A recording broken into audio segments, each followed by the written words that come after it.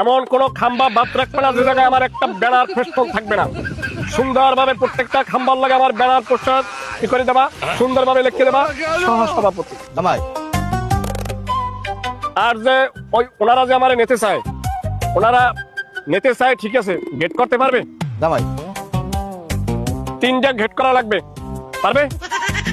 জামাই আর ওই যে পাকা রাস্তা হইতে একদম যেই বাসায় যাম সেই বাসা পর্যন্ত লাল গালিচা বিছিয়ে দেবে, পারবে? জামাই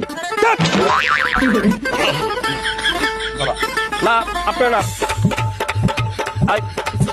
আচ্ছা যদি পারে আমার কোনো সমস্যা নাই। জামাই আমার লাগে আসবে, আমার বহর মিনিমাম 40 খান মোটরসাইকেল আমার সাথে থাকে। ওকে, কথা বলেন। কেমন আছে বাবা? মুজাম্মেল আসি, আল্লাহ রাখছে। আইসেন কোন সময়? আইসি বেন গেল বাবু। খাওয়া দাওয়া করছেন? হ্যাঁ আল্লাহ খাওয়াইছে, ডাল দিয়ে খাইছি দুটো পেট ভরি। যাক, একটা কথা বলি, রাগ করেন না। কে বাবা? শ্বশুর মানুষ, হ্যাঁ। ম্যানারটা জানেন না। বেনার কই এটা আবার কি? মানে ভারমাত্রিকতা, একটা সমাজ কোথায় কি বলতে হইবে, কোথায় কি ই করতে হইবে, সেই জিনিসটা তো বোঝেন না। আমি কেডা? আমি কেডা? তুমি আমার জামাই মুজাম্মেল বাবা। না, এটা আগে আল্লাহ এখন নাই।